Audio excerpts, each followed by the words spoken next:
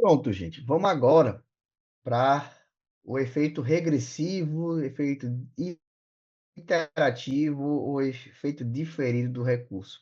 É o mesmo nome, né?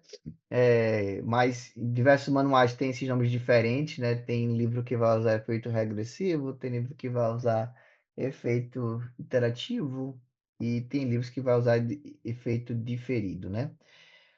Isso quer dizer, assim, é basicamente a mesma coisa, assim, é aquela coisa do direito de colocar vários nomes para uma mesma coisa para vender livro. A verdade é essa. Basicamente, o efeito regressivo é, é o juízo de retratação da autoridade judicial que você está pedindo recurso. É como se fosse literalmente o chamado pedido de reconsideração, vamos dizer assim. Esse efeito regressivo no processo penal, ele tá muito presente no recurso de distrito, existe esse efeito no artigo 589 do CPP, certo? E também no agravo à execução. Então, são dois recursos aí que têm esse efeito. Então, na prática, como é que acontece? Digamos que houve uma pronúncia, né? Ou seja, o juiz submeteu o réu ao julgamento para plenário do tribunal do júri. Beleza. E aí, você vai, recorre, pelas suas razões, você fala, ó, juiz, você errou. Olha, o juiz errou por conta disso, disso, disso, disso, disso, disso, disso.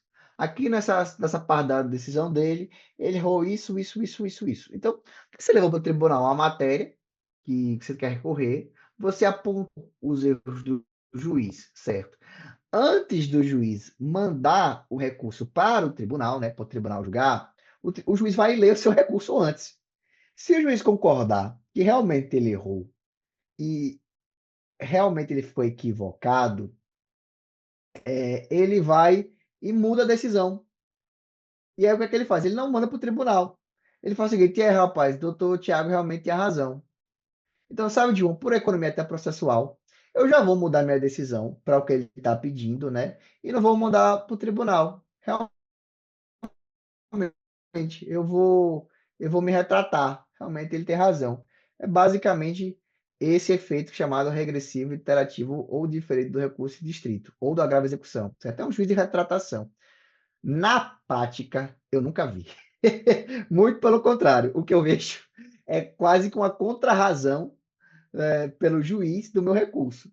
Então, vocês vão perceber que é o seguinte: é, o juiz vai receber o recurso de distrito, e o juiz, ao invés de falar, não, realmente o doutor Tiago está certo, realmente é que eu me equivoquei, o juiz vai dizer onde eu estou errado no meu recurso. Então, na prática, é efeito contrário. Ao invés de ser um juiz de retratação do juiz. Pronto, ó, agora você está falando, ó. Hã? Pronto. Ao invés de ser um juízo de retratação, na prática, né? Muitos juízes exercem um contraditório aqui do meu recurso, sabe? E aí, quando chega no tribunal, o tribunal vai avaliar as minhas razões de recurso de distrito ao lado ao lado do recurso do MP e ao lado do juiz, querem justificar porque que a adesão dele está certa, né? Mas é só a guisa aí de conhecimento, o efeito regressivo iterativo existe no recurso de distrito e também no agravo à execução, embora na prática é muito raro aí um juiz se retratar, né? Na verdade, ele vai reafirmar a decisão dele, né? Até para mostrar segurança, né? Acho que é uma questão mais psicológica, porque se eu decido uma coisa, e eu já me retrato, parece passa a imagem que eu sou um juiz inseguro, né? É aquela coisa. É melhor ser um juiz errado na cabeça de muitos juízes, né? Não todos, né? Mas na cabeça de muitos juízes é muito melhor eu decidir errado, mas com segurança, do que eu ser inseguro, né? Então, isso acaba acontecendo. Efeito suspensivo, né? Isso aí, que já tem uma base de processo penal e processo civil, é mais fácil aí tratar desse efeito. O efeito suspensivo nada mais é do que a suspensão dos efeitos da decisão judicial.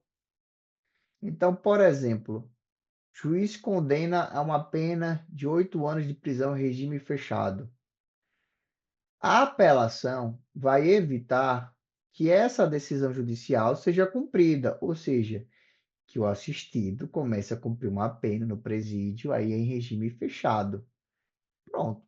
Esse é o efeito suspensivo, ou seja, estou suspendendo aquela decisão judicial e ela só vai ser poder cumprida depois que o tribunal, no recurso que eu mandei, avaliar novamente o recurso, certo? Esse é o efeito suspensivo.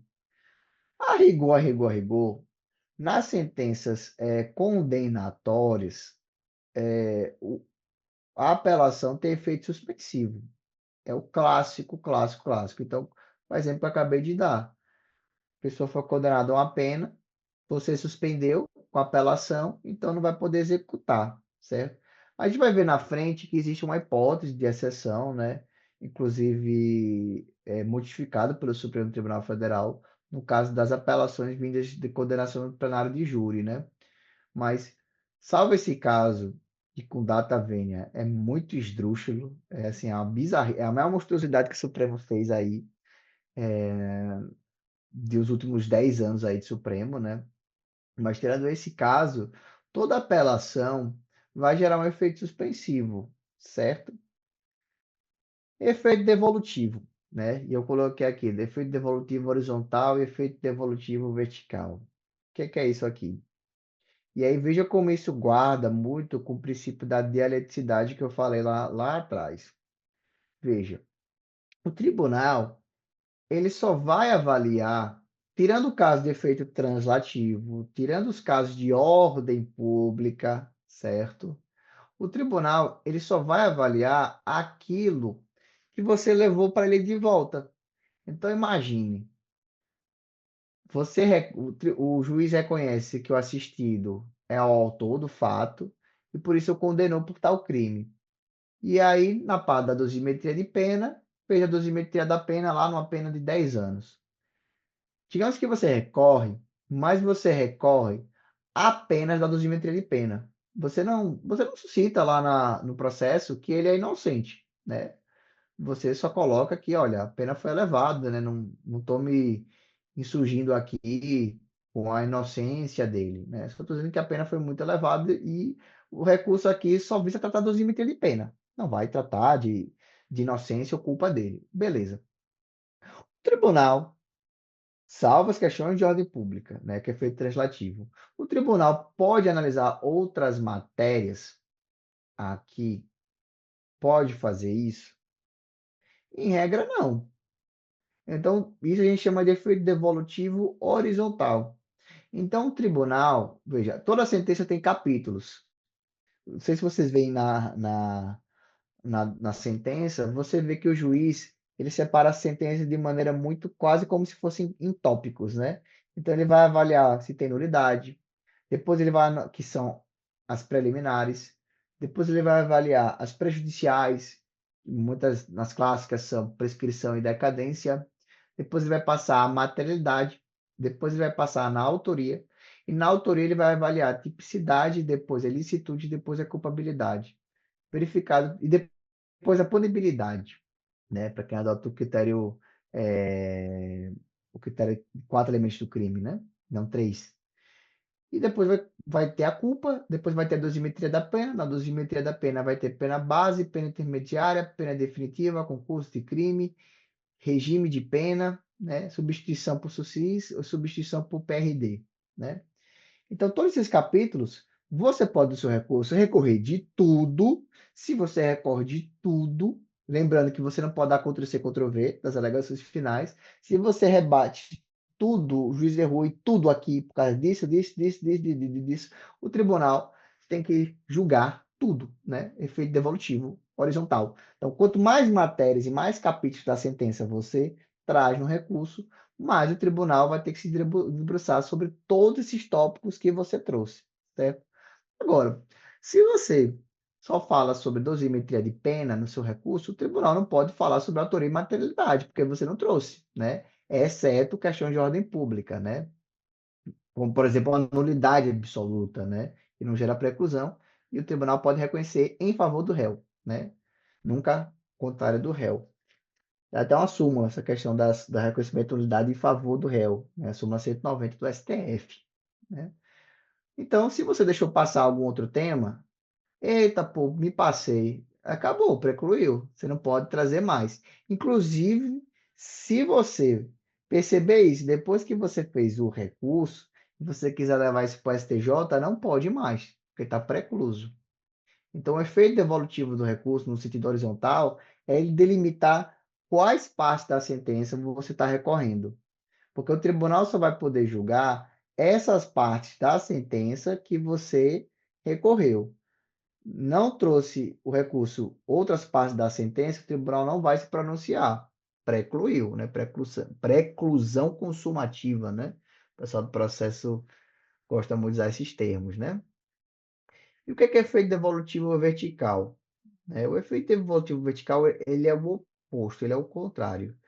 Veja, digamos que você trouxe aí a questão da prova ilícita sobre um argumento X. Então você quer, olha, quero a absolvição do meu assistido, porque a incursão policial foi ilícito, foi ilícita por conta disso, disso, disso, disso. Beleza. Então a discussão aqui do recurso, né, o efeito devolutivo, né, vai se pautar nisso, né? Prova ilícita por invasão do domicílio. Pronto.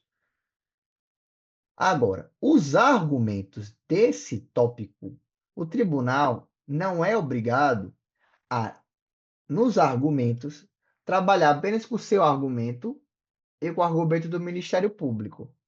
Então, digamos, você fala, olha, essa violação do domicílio era ilícita pelo argumento A. Quando chegar ao Ministério Público, nas contrarrazões, o Ministério Público vai dizer, olha, essa violação do domicílio é legal por conta do argumento B, certo? O tribunal, ele pode simplesmente decidir, né, que a violação do domicílio, ela é ilegal, não pelo argumento A, nem afastando do argumento B, mas pelo argumento C, D e E, pode. Então, eu não extrapolei, assim, eu não estou eu não estou falando de outro assunto, né? A dosimetria ou nulidade, eu tô atrelado à prova ilícita, que foi o que as partes me trouxeram aqui, tudo bem? Mas na parte argumentativa, os desembargadores ou juízes, né, não são obrigados a trabalhar unicamente com os argumentos das partes. Dentro daquela temática, o tema pode ser aprofundado por outros argumentos também, desde que estejam ligados àquela temática. Então, qual seja prova ilícita, violação do domicílio, né? Trouxe argumento A, trouxe argumento B. O juiz pode se convencer ou não, né, da razão do recorrente, pelo argumento A do recorrente, mas também pode afastar pelo argumento B, como também pode trazer outros argumentos que as partes não trouxeram. E isso acontece, viu? De a gente trazer um argumento A e muitos embargadores falar, não, o recorrente tem razão pelo argumento A, mas também, além disso, tem o argumento C, tem o argumento D, tem o argumento E, que também agasalham aí o direito aí do recorrente. Então, esse efeito devolutivo vertical é justamente isso. Então, eu não posso recorrer, eu não posso trazer um fato que não tenha nada a ver, mas dentro daquele fato, eu não fico preso ao argumento das partes. Eu posso trazer outros argumentos. Isso não tem problema algum, certo? Esse é o efeito devolutivo vertical. Então, enquanto o efeito devolutivo horizontal, ele versa sobre a quantidade da matéria, né? Quais são os capítulos da sentença que eu vou recorrer. O efeito devolutivo vertical, ele versa sobre a profundidade dos argumentos. Então, se o tópico é dosimetria da pena, atenuante, violação do domicílio, pronto, o tema é esse, vamos só falar sobre isso. Agora, o que vai ser falado pode ser usado qualquer argumento. O desembargador pode trazer argumentos que as partes não sequer trouxeram, desde que seja naquela mesma temática, certo? Então, tá aí finalizada a parte dos efeitos dos recursos, tá bom? Vamos seguir aqui, gente. Pronto, vamos trabalhar agora recursos aí na parte de recursos em espécie. apelação, né? Como já tinha falado, né? Cabimento, né? Artigo 593 do CPP, né? Da sentença definitiva proferida por juiz singular, certo? Essa decisão pode ser tanto absolutória quanto decisão condenatória, né? Inclusive o 593 fala em sentença absolutória condenatória. Eu botei definitiva, né? Mas leia-se aí, sentença absolutória e condenatória, cabe apelação, né? Inciso 2, né? Decisões definitivas ou com força de definitivas, prolatadas por juiz, quando não couber recurso em sentido estrito, certo? Aqui são decisões, pelo critério até da subsidiariedade, são decisões de juiz que põem fim a uma etapa de processo, mas que são decisões que nem vão condenar o réu e nem vão absolver. Ou seja, decisões que põem fim a uma etapa, mas que não estão ligadas à condenação ou absolvição do réu. Dessas decisões vai caber também a apelação. Por exemplo, a decisão que versa sobre o resultado do incidente de insanidade mental. Então, imagine que você quer recorrer. é, Imagine que você está no incidente de insanidade mental, que você entende que o assistido tem alguns problemas mentais no momento do fato. O juiz vai e indefere. Quando o juiz indefere esse incidente, ele não está nem condenando nem absolvendo o réu, mas ele está pondo fim a um processo, a um incidente que você mesmo instaurou, certo? Dessa decisão cabe apelação. Clássico, certo? Também cabe apelação decisões que versam sobre sequestro de bens, sobre mandado de busca e apreensão, né, sobre arresto, sobre a devolução, por exemplo, da fiança, né, que o assistido foi absolvido, mas não teve a restituição, dessa decisão também cabe apelação. Então, são decisões finais, né, mas que não versam sobre a absolvição ou condenação, também que são cabíveis aí é, apelação. Só que com a ressalva, né? Quando não couber recurso em distrito. Então, por exemplo, da decisão que julga quebrada a fiança, cabe recurso em distrito. E por isso não vai caber apelação, né? Então, o sujeito aí estava respondendo em liberdade sobre fiança, né? Ele vai, em tese, reitera, né, o ato, né? E o juiz vai e jura que é quebrada a fiança, né? O valor que você pagou da fiança, você não vai poder restituir mais, vai ficar perdido aí para o poder público. Dessa decisão, você entender, não, mas pegaram a pessoa errada, ele não foi responsável por isso, né? Então a fiança tem que ser mantida, né? Quando ele for absolvido no primeiro processo, essa fiança voltar para ele. Dessa decisão vai caber recurso de distrito e não apelação, certo? Só para dar um exemplo dessa parte final do inciso 2. Tudo bem? Por fim, né? E aí é o tema mais complicado aqui, né? Talvez a gente vai até, talvez não, certamente. A gente vai para depois de intervalo, né? Mas já vou adiantar aqui, começa aqui a questão da apelação das decisões tomadas no tribunal do júri, né? Ali em sede de plenário. Vamos lá. Por que eu botei três asteriscos aqui? Porque eu botei essa súmula. O que é a apelação adstrita, né? Por que aqui no júri é diferente? Vejam. Lá no 593, inciso 3, né? Está prevista, né? As hipóteses que você pode apelar no júri, certo? E lá tem quatro alíneas. A, B, C e D, né? De quais hipóteses, assim, que cabem o recurso no tribunal do júri, né?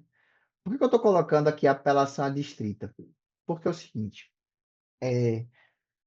de via de regra, quem já trabalhou aqui com processo penal, vai ver que a estrutura das nossas peças, diferente do processo civil, em regra, né? A gente tem uma peça de interposição, que é a peça de interposição do recurso, e depois a peça das razões. É diferente do processo civil, que você já apresenta o recurso já com as razões do recurso, né? Aqui no processo penal você pode separar, certo? Então, por exemplo, no crime de, sei lá, latrocínio, eu posso interpor o recurso, não digo quais são os motivos do recurso, porque que eu estou recorrendo, nas razões de recurso é que eu apresento onde está a minha inconformidade, né? O que que eu não concordo com o recurso, sabe? Então, não adianta na minha interposição as minhas teses, ou meus tópicos das minhas teses, né? Sempre falo, olha, fui condenado, não concordo com a condenação, vou recorrer. Ponto. Só que no júri é diferente, né? No júri, quando você tem a interposição, na interposição você já tem que dizer quais alíneas você está recorrendo. Ou seja, você tem que avisar no júri quais são os tópicos que vão versar sua apelação. Então, você já tem que dizer o seguinte, olha, venho aqui respeitosamente interpor a apelação do Tribunal do Júri com base no 593. Aí você tem que dizer, com base na linha D, julgamento contrário à prova dos autos. Julgamento da dosimetria da pena. Julgamento porque a decisão do juiz está contrária à decisão dos jurados. Julgamento por apelação porque houve nulidade depois da pronúncia, houve uma nulidade no plenário. Isso você já tem que colocar expressamente no recurso. Então, você já tem que colocar as alíneas, né? A linha A, B, C, D. Certo? Se você, por exemplo, escolhe recorrer tão somente da dosimetria na interposição, viu? Se na interposição você só escolhe uma linha, se na hora que o processo vem para você, você estuda e analisa, não cabe também tal outro motivo, e você apresenta isso para o tribunal não é obrigado a julgar. O tribunal não julga, por conta dessa súmula do STF, em que a apelação do tribunal do júri, o julgamento dela está adstrita aos fundamentos da interposição. Então, se você não fez, se você esqueceu de colocar uma linha na interposição, nas razões você não consegue corrigir. Acabou, preclusão. Coisa que é diferente dos outros crimes. Dos crimes você pode fazer a interposição genérica, as razões você apresenta seus motivos. Ou seja, você consegue estudar, né, para até aumentar o leque de possibilidades do seu recurso. No júri, não. Se você esquecer uma linha, né, você só vai poder recorrer dos fundamentos da sentença daquilo que você colocou na interposição. E aí o que a gente faz na prática, né? Já que isso é um curso de prática. Eu sempre recorro todas as linhas. Simples assim. Porque, assim, quem pode o mais, pode o menos. Então, eu posso simplesmente colocar, olha, eu vou recorrer da linha A, B, C, D. Quando chegar nas razões, eu não sou obrigado a colocar nas razões as quatro. Eu posso, nas razões, só colocar duas. Mas aí eu evitei a preclusão. Agora, o contrário, eu não posso fazer. Eu não posso impugnar na interposição só duas e nas razões querer discorrer sobre as quatro. Aí complica. Aí o tribunal não conhece. Então, por cautela, todos os defensores públicos eles interpõem a peça de apelação do júri com base em todas as alíneas. Por quê? Porque nesse momento eu só preciso avisar que eu vou recorrer com base nelas, mas eu não preciso justificar logo, né? Eu preciso fundamentar por que eu estou recorrendo delas. Eu vou fazer isso nas razões, mas eu já posso analisar. Então, por conta disso, todo mundo recorre já com base nas quatro alíneas, entendeu? Inclusive em saída de plenário de júri. Então, eu tenho uma prática, né, principalmente agora, que o réu já sai preso, algemado, né, no plenário de júri, né, se ele é condenado, né, ele pode mais recorrer em liberdade, né, ainda que ele tenha respondido o processo todo em liberdade, ele já sai preso, né, ali do plenário, eu mesmo já recorro oralmente, né, e já falo para o juiz, olha, vou recorrer, né, vou apelar, e vou apelar com base em todas as linhas, né, então abre-se prazo aí para mim para fazer as razões da apelação, né, mas a peça de interposição eu, eu já fiz, certo? E por que que tem essa peculiaridade no júri, né? De eu chegar e o cara ser condenado e eu já, olha, doutor, eu não quero prazo para trazer a petição, não. Eu já quero fazer oralmente e já coloca na ata aí que o recurso já está feito, né? Você só vai abrir prazo para eu apresentar as razões. A interposição não precisa abrir prazo. Vou até dar uma digressão histórica para vocês, né? Até para vocês, doutor Eduardo vai poder falar melhor, mas eu vou só passar aqui um feedback da situação. Quando teve um pacote dito anticrime, né, em 2019 para 2020, o CPP ele foi alterado, estabelecendo que execuções do Tribunal do Júri apenas igual a 15 anos, igual ou maior que 15 anos, poderiam ser executadas de forma imediata. Quer dizer, o recurso de apelação, nesse caso, não vai ter efeito suspensivo. Você não vai poder suspender a execução da pena. O cara já vai sair de lá, preso, algemado, e já vai começar a cumprir a pena. Então, ele recorre preso o recurso, certo? Na época, os congressistas pensaram o seguinte: poxa, uma pena de homicídio por 15 anos ou mais, no mínimo é um homicídio grave, no mínimo é um homicídio consumado, no mínimo, muito provavelmente é um homicídio ou consumado com muitas agravantes, ou porque parte de 6 anos a 21 é um homicídio simples, né? Ou se qualificado que parte de 12 a 30, provavelmente uma pena de 15 anos, né? Vai ter alguns, além de ser qualificado e consumado, deve ter alguma circunstância judicial legal desfavorável para dar 15 ou mais. Então, não são 15 ou mais, não são homicídios comuns ou leves, são homicídios graves, né? Então, o legislador entendeu o seguinte, que no caso de homicídios graves, né, 15 ou mais, né, já podia executar a pena, né? Essa foi a razão política por trás disso, né? A razão jurídica, o doutor Eduardo vai discutir com vocês, certo? Mas a razão política desse patamar de 15 ou mais foi basicamente uma razão política, certo? Só que o Supremo, né, ele se meteu nessa discussão política, né? Assim, o Supremo querendo, assim, ter uma falsa credibilidade, né? Uma falsa credibilidade, porque qualquer decisão que o Supremo der, a população brasileira vai criticar o Supremo de todo jeito, né? Mas o Supremo foi, né, modificou esse entendimento que estava, né, no CPP, né? E ampliou, disse não, não é só 15 ou mais não. Qualquer tipo de pena já cabe prisão. Então, assim, por conta da soberania dos vereditos. Só que veja, a soberania dos vereditos não tem nada a ver com a pena. Não tem nada a ver. Prisão e pena não tem nada a ver. Mas aí o Supremo entendeu, né, que se o cara pegar uma pena de 4 anos no júri, digamos, um homicídio tentado, né, já pode executar, né, sob a soberania dos vereditos. E aí, qual o grande problema disso, né? O cara já sai lá preso no recurso de apelação no tribunal do júri, né? Não existe efeitos, em regra, a gente vai ver lá na frente, né? Não existe efeito suspensivo. Você vai ver depois. Então, o que acontece? A gente recorre logo de imediato no tribunal do júri para ganhar tempo, porque o cara já vai sair preso. Pronto. Então, a gente já faz interposição para que o processo seja feito de maneira mais rápida. E aí, quando chega na defensoria, já chega o prazo de razões. Não tem prazo de interposição em plenário de júri, pelo menos não comigo. Eu já apresento lá em plenário, certo? E já apresento com todos os alíneos para poder correr com esse recurso, já que o cara já está preso, né?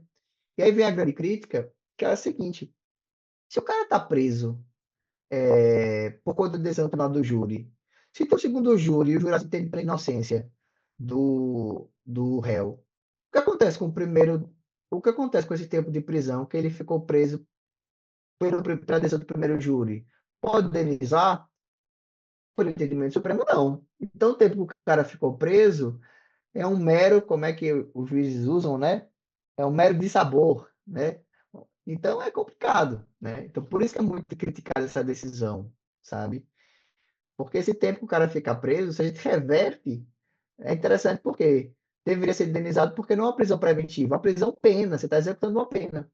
E a Constituição fala, no artigo 5º, inciso 75, que todo erro judicial, né, é indenizável, né? O erro, se alguém passar por mais tempo na prisão do que deveria passar, esse erro deve ser indenizado. Poxa, e o tempo que o cara ficou, então, no julgamento do júri que depois foi anulado? O que é que faz com esse tempo de pena? Não faz nada? Então, essa é a grande crítica que se faz, assim, a essa execução provisória da pena, né? Então, assim, se argumentou, não, mas é muito fácil, o cara comete um crime e sai do júri como se nada tivesse acontecido. Eu digo, sim, mas o cara não é presumidamente inocente? A decisão judicial não é uma decisão por erro humano e por isso você pode ser impugnado, entendeu? Aí o cara vai ser preso, certo? Mas aí o cara foi preso. Quem é que vai pagar a conta, então? O tempo que o cara ficou preso, o tempo que o cara provavelmente apanhou no presídio, o tempo que o cara precisou se matar lá dentro do presídio. Como é que faz com isso, né? Então, tem essa crítica aí a esse efeito devolutivo que só tem no Tribunal do Júri, certo? Eu vou dar um intervalozinho agora, né, porque bateu 1 hora aqui, né, para falar das hipóteses, porque tem 2 hipóteses em que é possível atribuir efeito suspensivo, inclusive no plenário, certo? É possível dar efeito suspensivo no plenário do júri, para que o cara não saia preso, né? É possível, sim, que a apelação tenha esse efeito, né? E 2 hipóteses, inclusive, previstas em lei, certo?